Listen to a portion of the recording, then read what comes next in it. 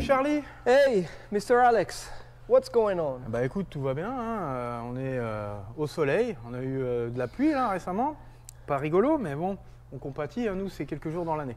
Le soleil nous a attirés ici pour deux raisons. Premièrement, nos vieux squelettes fatigués avaient besoin d'un tempérament, d'une température sèche, hein, et puis agréablement chaude. Et ce qui est bon pour ton squelette est bon pour le squelette de la voiture. De la bagnole. Et c'est ici que les voitures sont les plus saines et les plus sèches. Encore une très belle Mustang. Alors cette fois c'est une 67 avec Black Plate California. Encore une caisse d'origine californienne qu'on va vous montrer tout de suite. Donc 67. Hein. Peinture. Bon, la peinture effectivement c'est une voiture qui nécessite un peu d'amour au niveau carrosserie peinture, mais moi j'ai quand même une idée. Quand j'ai vu cette voiture la première fois, je l'ai vue, je me suis dit, regardez un peu ces belles intérieurs rouges.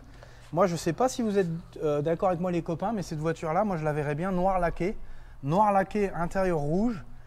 Pour moi je trouve que c'est une des meilleures combinaisons de couleurs qui existent. Ou gunmetal grey. Ou gunmetal grey, mais un beau noir piano avec un intérieur rouge, je trouve ça magnifique. C'est la classe à Dallas. Donc, celui qui veut la garder en origine, c'est le code T au niveau de la couleur. Donc c'est le Candy Apple Red. Donc elle était rouge d'origine. D'ailleurs on voit ici la peinture, il n'y a pas eu des couches successives de peinture.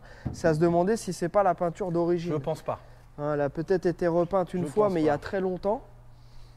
Voilà. Donc après, niveau accastillage, elle a besoin de quelques petites choses, mais la voiture est complète. Hein, bon, évidemment, une paire de pare-chocs, quelques petites baguettes pour agrémenter une belle peinture. Hein. De toute façon, on n'allait pas remettre des baguettes avec des pins. Mais c'est une voiture entièrement. Alors, ce que j'aime bien, alors on va faire un petit point. Je vais allumer la petite loupiote, comme ça je vais vous montrer. Voilà. Donc moi je regarde dans une Mustang, souvent ces Mustangs-là malheureusement sont bricolés par des gens peu scrupuleux. Et peu qualifiés. Et voilà. Et donc le meilleur moyen de voir, c'est d'aller se pencher là-dessous et de regarder l'état de l'électricité. S'il n'y a pas des dominos et des trucs partout, et ben celle-ci non. Tout son faisceau, tous ces petits fils, tout ça c'est d'origine. Ça n'a jamais vraiment été trop touché. Et ça c'est plutôt bon signe, ça veut dire moins d'embêtements dans le futur au niveau électrique. Donc ça c'est un point à bien regarder sur les Mustangs, que c'est pas été tout trafiqué. Bon après ça se répare, c'est pas un souci si ça a été bien fait. Mais celle-ci est toute d'origine, on peut voir les petits fils avec leur code couleur d'origine et tout, c'est super cool. Donc c'était un modèle climatisé d'époque, avec ses petites buses de chaque côté. Donc ça c'est à ça qu'on reconnaît les modèles climatisés. Le panneau également est différent. Le petit volant d'époque 67 super sympa avec son champignon.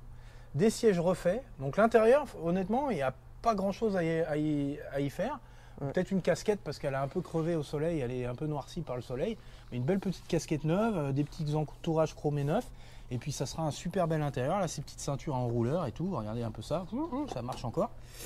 Non, super intérieur, super sympa, rouge comme ça. Et ça, c'est une voiture qui, voilà, c'est une très bonne base de départ. Et on va vous montrer pourquoi. Comme d'habitude. Sur le pont? Eh ben oui, est-ce que tu veux qu'on montre ce qui se passe sous le capot juste avant de la mettre sur le pont? Donc là, le moteur, donc le 289, small block Ford, donc direction assistée, 2 séries. Et comme je le disais, véhicule climatisé d'époque. Donc évidemment, ça ne fonctionne plus. C'est du vieux gaz, toutes les durites, tout ça c'est d'époque. Donc le gaz a dû se faire la malle depuis bien longtemps. Mais tout est là, le compresseur, la valve de chauffage, tout est là. Bon, ça peut être restauré, ça peut être amélioré avec des pièces plus modernes. Donc ils vendent un kit modernisation de la clim et on garde le système d'époque, ce qui est assez sympa. Pompe à air. La pompe à air californienne d'époque, évidemment, ça c'est les trucs. Et elle est toujours là, toujours branchée. Donc super petit modèle 67 qui demande qu'un nouveau propriétaire et une nouvelle couleur ou pas, celui qui voulait garder la couleur d'origine. Allez, on la met sur le pont.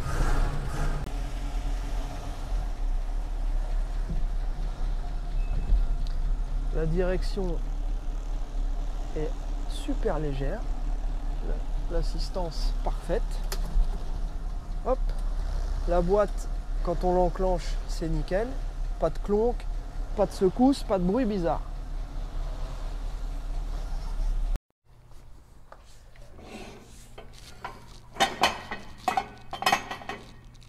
Hop là. Allez, on va vous montrer aussi rapidement à quel endroit on décide de mettre... Ah bah c'est facile. On met sur les longerons, monsieur. Donc les longerons, il y en a un là, à côté des lames. Ok. Et il y a un autre ici. Que voici. Et voilà. Et après, il n'y a plus qu'à lever.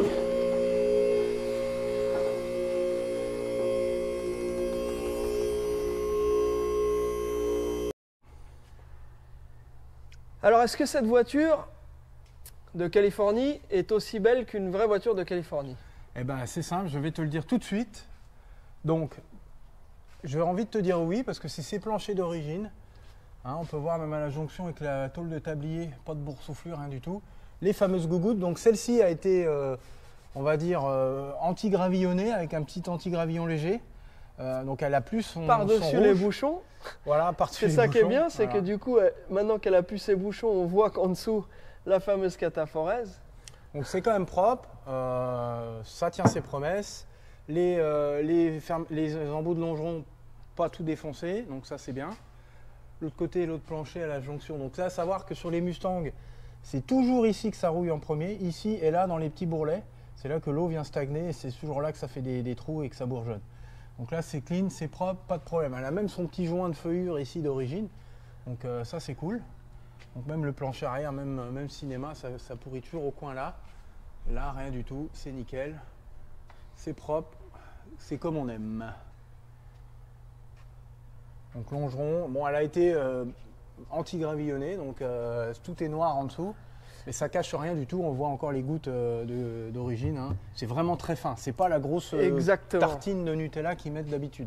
Exactement, et pour ceux qui n'ont pas encore vu, je vous suggère d'aller voir le vlog 197 ou 198, je me souviens plus, avec les fameuses Mustangs. Donc on a le projet qu'on fait en partenariat avec nos amis de Lady Art Car. Donc c'est un cabriolet qu'on a été acheté pour eux, pour un de leurs clients. Et à côté, juste après, on avait été voir une Mustang, et là je vous laisse découvrir sur la vidéo. Elle était magnifique dessus, mais alors en dessous, au secours. Donc là, petite évacuation d'eau d'origine caoutchouc, c'est assez rare de les avoir toujours. Généralement, elles finissent par s'en aller, parce qu'elles tiennent juste, elles sont juste clipsées. Donc celle-ci, elle est là depuis 1967, donc c'est plutôt cool. Et ça, bah, évidemment, il faut bien veiller à ce que ça soit propre à l'intérieur de l'aile, parce que sinon, la croûte s'accumule, l'humidité s'accumule et ça finit par rouiller. Donc ça, si vous avez une Mustang, il faut bien nettoyer là-dedans et ça veiller que le trou ne soit pas bouché, pour que s'il y a quand même une petite entrée d'eau, que l'humidité puisse s'échapper. Tiens Alex, j'ai un petit truc à montrer ici. Donc les fameuses Black Plate California, le tour de plaque Mustang 67, et ici on voit la vignette de 2011. Ça veut dire que la voiture n'a pas été enregistrée depuis 2011, ce qui veut dire que pendant plus de 10 ans, cette voiture-là n'a pas roulé. Donc il faut mettre un pare-choc aussi. Hein. Voilà, elle est restée stockée au sec, et c'est une voiture qui est vraiment, encore une fois, dans un état de conservation qui est vraiment exactement comme on cherche.